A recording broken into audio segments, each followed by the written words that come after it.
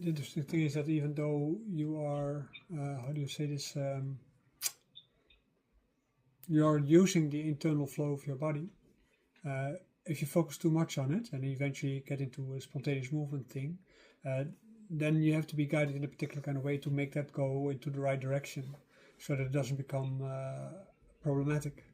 But this kind of exercise is fully conscious, so it's not a trance or anything like that. It's fully conscious sensitivity practice where you are paying attention to what is happening inside you and outside you and how they intertwine with each other and how they pull on each other, right? So if people talk about, for instance, using energy in the outside to heal people, this goes back to the same principle, right? So at the moment when you know how you react on the environment, at a certain point you can also learn how to influence the environment, right? Because then you can pull on your environment. Depends on who is stronger. You need to have enough practice for that. But if you have enough practice for that, then at a certain point it becomes easier and easier to reverse the roles. So instead of becoming dependent on the practice, you can become guiding the practice. This practice is originally from Fengshui. So at the moment when you're practicing, you want to make sure that you have a good understanding of the environment. You have in Feng Shui two schools. You have the compass school and you have the, this school then actually, the natural school. So the natural school, you have to develop your sensitivities. It's the same as when you do tantric practice. Tantric practice has the same thing. You have the mechanical school, which is usually used for erotic purposes, and you have the sensation school, and that works in the other direction. You have to be sensitive enough to be able to notice what is happening around you and inside you. Yes? So I was noticing things here in the room, yeah, which I react on, but I fell kind of asleep, and I tried to focus on the jam. Yeah, that's where it became erratic. Yeah. Yes, probably. Yeah. The thing is, what impairs this then? The thing is, only in a room with a lot of machines, you might have erratic flow in the room, right? But then it's mechanical, and then you're driven to one and the same direction. Like for instance, there is a flow, there's a machine here, and either you're being pulled away from it or you're being pulled towards it, right? So then that is the kind of influence that you get from the machine. But natural environment, like a room, can become very numb, right? So that there's hardly any movement. That means there's not much life in that room. But at the moment when the room becomes more lively, you automatically, when you have the sensitivity, you move with it. And on the basis of that, you can learn to also do Feng Shui analysis over time. What's lively then? Lively, like what you saw me do, probably because you had your eyes open, right? Yeah, so I follow whatever is happening in the room, and that adjusts my body. It makes my body very strong also at the same time because you adjust. But you have to remain sensitive to that so that you can charge basically a room. I know this room, of course, because it's easy for me, but in a stranger's room, that's different. What do you say? You cannot relate it on draft or plans here. Also, yes, all these things can also play a role. Everything can play a role. So it's your learning process, which eventually makes you sensitive to all these different kind of influences. Yes. So there is no such thing as nothing that cannot have an influence, but the kind of influence you have to understand. So if you're around the machine room, then you will feel like, oh, this is too artificial, so it will influence me. Like for instance, when you play music while practicing, right? Music while practicing is always disturbing. Yes. And in that sense, things are difficult. Yeah, but the process in itself just takes also time. You have to have the sensitivity for your space. When you do it in nature, of course, it's a little bit more easy because there's always draft. If you do it in water, you don't feel anything. You're just being pulled in the water, right? Because water in itself numbs your feeling. One of the ideas of biology is that inside your body you have the memories of every stage that human beings went through. Like chickens, they are used to be dinosaurs, right? So they still have this dinosaur memory somewhere inside them, right? And at the moment, when you look at chicken for a long time and the way how they interact and the way how they deal with their food and stuff like this, you can sometimes see like, yeah, maybe that's right. And somebody made recordings from chickens and all kind of other birds and slowed them down because in the past they were much bigger. The air had a different kind of oxygenation, so he adapted to that kind of oxygenation at that time. And then you have this like long-lasting, deep sounds from all the different kind of birds. Way before the dinosaurs, yes, it's not like we were insects or something like this, but the difference between plants and animals was much more ambiguous, right? So we as human beings, we were more of a mixture, you can say, of plants and animals before we actually became more clearly separated. But even now in biology, they are discovering plants. They do a lot of things that we also do, like they turn around, shape towards the light and stuff like that. I'm going to talk to you today about Feng Shui in relationship to the things that we just said. At the moment, when you are becoming aware of the flow of the atmosphere in a room, which some people will insist on calling energy, at the moment when you become aware of the flow in a room, you can say a lot about what is going to happen. And of course, we all know the diagrams that people use in Feng Shui, but these diagrams, they're based on the Pakwa. The Pakwa, of course, very important part. The Pakwa is an indication of how to move through things, and it is an indication for how to use the I Ching in both the prenatal and the postnatal heaven. At the moment when you look at Feng Shui, there are only two purposes for Feng Shui. One is to communicate with the dead, with the underworld, and the other one is to communicate with the heavens. You might know that there are something like 36 hells in the underworld according to Taoism, and there are something like 36 heavens. In the water realm where we are living, and which the Confucians call Ren, the human realm, because they only think about society, but we talk about humanity, nature, wilderness, everything. At the moment, when we talk about these kind of things, we can say, okay, there's all kind of practices for in this space where we can adapt for the task that we have at hand. We want to talk to the heavens, or we want to talk towards the underworld, or we want to visit the immortals in any of the continents, grottos, and so on and so forth. Currently I am translating the departments on the landscape and the holy mountains and the holy grottos and so on within the cloud cover, and as a result of that, a lot more information is being made visible in the Shifu guide for the simple reason that we are getting to know more and more about what Taoists actually want. At the moment when you see that, then you see that Feng Shui as it is practiced nowadays, even though it's probably well intended, it's mostly a commercial trick, marketing trick to make people feel that they can do some magical tricks in their environment through which they can gather wealth or solve their problems. And sure, there are particular things through which you can influence your environment, and as a result of that you can have a better life. But you can see that Feng Shui is important because, and that is very different from what you read in any Feng Shui book, namely that Feng Shui is a civilizing program. You learn to civilize yourself through Feng Shui. And if you do not understand Feng Shui properly, you do not civilize yourself and you do not civilize your environment. That is where, for Taoists, it is very important to not invest in their personal development, but in the development of their landscape, to repair roads, to repair temples, to do service to other people, and so on and so forth. And charging lots of money, of course, is not very helpful. So also the research project is made on the idea that if everybody contributes a little bit, then at that moment we can share a lot of knowledge with a lot of people, because if say 1,000 or 10,000 people all over the world, they know about these things, they know what to do when disaster strikes, then they are there, and they are also have the civilizing power with them through which they can start rebuilding, whether the government is coming or not, because this is what is important.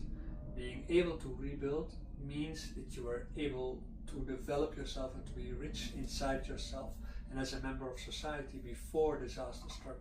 And that also means that therefore you were not the one who caused the disaster. Yeah, Feng Shui is not meant for wealth. Witchcraft is meant for wealth. And in that sense, Taoists used to call Tantra witchcraft, and as a result of that, they say, well, you know, witchcraft is selfish. Witchcraft can be selfish, doesn't have to be, like shamanism, Wooism, and so on. All these kind of things, they can be selfish, but they don't have to. They are not very organized, and as a result of that, it's up to the individual what it is going to be.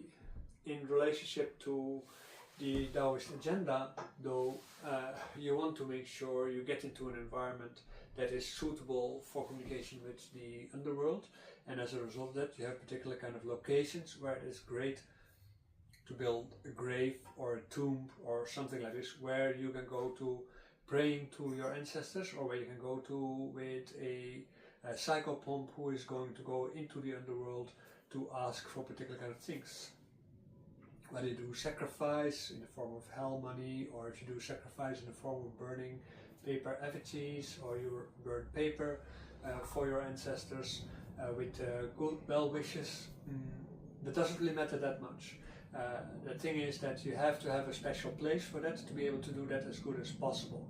Current China, everybody is going to, not everybody of course, but most people are going to go to cremation. So as a result of the cremation, people are evaporating. This is just for practical reasons, because there's not enough people, and the Chinese in general are pretty much atheistic. So as a result, that they don't really care. But for Taoists and for Buddhists, to a large degree, they do care. We do care about these kind of things, because the way how we live and the way how we die is essential for how we're going to be reborn, or if we ever going to achieve immortality or become a bodhisattva, or even a Buddha if you want, or a god like in Taoism. When you look at the landscape as a whole, there are particular places which are good for temples. So you can say that a temple which is in a city is basically an instruction place for people to collect, so to say, places. Like my school is basically a gatekeeper for people to go to deeper studies. At the moment when you go to the mountains nowadays, now the mountains are almost like cities, so you get relatively superficial studies, and it will take time, a lot of time, before you find a teacher that actually can teach you things which are valid enough. Of course there are a few teachers who teach valid things, but there are not as many as you might think. Some of the teachers that teach the valid things are not anymore at the Wudang Mountains, and not anymore in the region of the Wudang Mountains, for the simple reason that everything has become so commercialized, both for the Chinese people as well as for the Western people who come there. There is a need for exploitation because of the earning model behind the mercantile state which China is, for which the army or the local officials, they need to gather income to subsidize the projects for their cities or their villages or their regions. But at the moment when you are going to the landscape, you want to go to the gods are in the heavens. There are gods, there are more like animist spirits in the landscape. So all these three realms, they need different kind of premises. Like Shintoism is very much on the water realm focused in Japan. Similarly, there are places in the landscape where you can go to burn incense, or to pray, or to make contact with spirits in the earth. But at the moment when you have a landscape and you look at the landscape and you look at the forms of the mountains in relation to the Wu Xing, Yin Yang, the stars and so on, then at that moment you can say, okay, we need to build a temple here and here with so many windows, this place, and this kind of statues, because this mountain belongs to this godhead, or this mountain belongs to that godhead, or this group of gods, they can all be worshipped here. Like for instance, there's the bird god. Personally, I'm initiated in that style a long time ago, and these are very ancient gods in the Chinese culture. and you see the same bird gods coming back in other locations too, in other cultures too. I've seen them in the ruins of Göbekli Tepe, and I've seen them in the Assyrian artwork and in Native American artwork.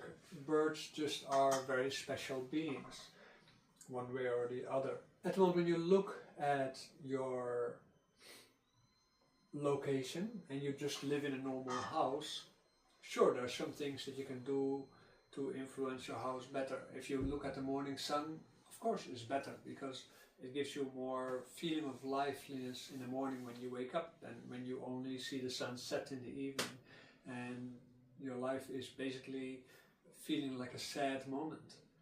Of course, when you're an immortalist, the West is fine, because this is where Siwa Mu lives, right? So Siwa Mu, Grandmother West, she is the goddess that actually takes care of the immortals. But until you get to that point, the West can be quite depressing in that sense.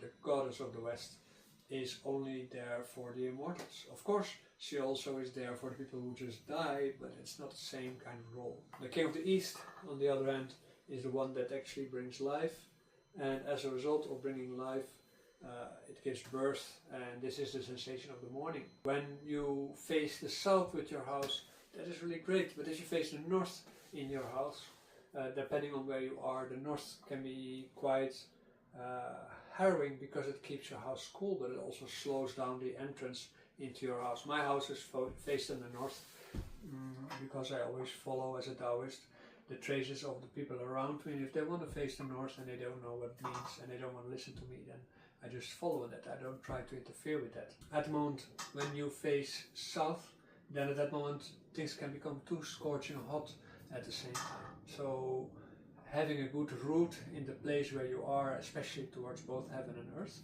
you do this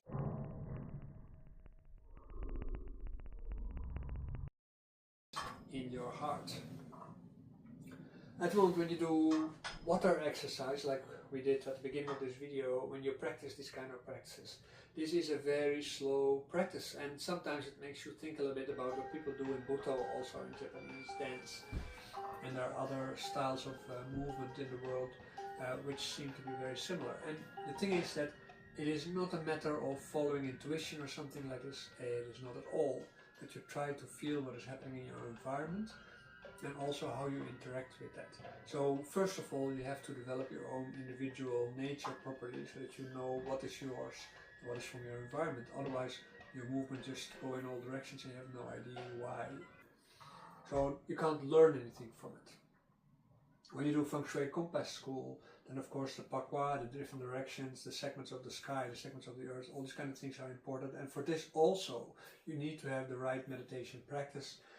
And it is also a slow process, because you first have to regulate your channels, you have to regulate your feelings, you have to regulate your body form, and as a result of that you gradually start noticing that your relationship with nature as a whole becomes better.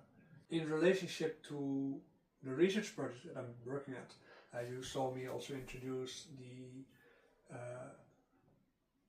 the gathering of hazelnuts and other things from the garden and so on. I share this as a hobby with my kids.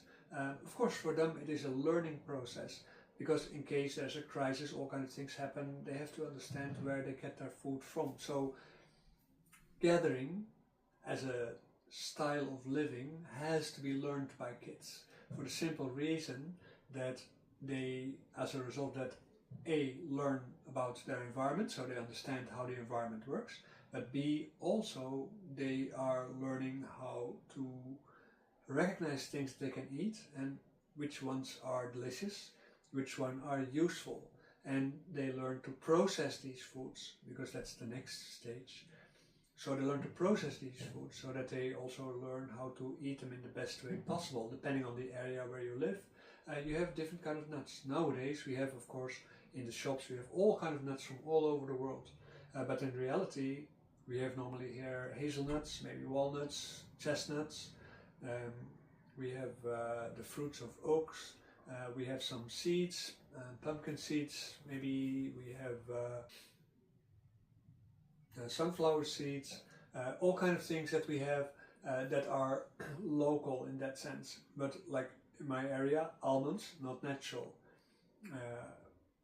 but are not natural. So if you rely on all these kind of things that are not natural to here, all kind of fruits that are not natural here, then at that moment you weaken yourself a little bit. And it's not that I try to make my children into macrobiotic people, because I don't believe in the theories of macrobiotics, especially when you have to buy Japanese products. The reality is that they have to understand their environment. When we move to another place, another country, say we move to Spain, or we move to France, or we move to Germany, then some of nature will be different. When you go to different places, things will be different. And Taoists, in that sense, they are, as a culture, they are a forest culture, and it is in their nature to gather things. So they gather herbs, they gather mushrooms, they gather all kinds of things because it is important for you as a Taoist to understand what powers are in the landscape and how that works. If you also understand the food there, that's why we have to live 3 months per year living in ditches, then at that moment we are learning also to survive from that nature. And that is ancient knowledge, and every person has to have that ancient knowledge. And if we can recognize the feng shui aspects of life, namely that part of us has to aim to become a kind of creature that can live both in heaven and earth, we become more suitable therefore for living in the afterlife period. We have more consciousness of the survival of nature as a whole, and the maintenance of nature as a whole, and the acts that we do, how they might damage us. And at that moment it is very important that we do that as a collective, so that we learn to become better people.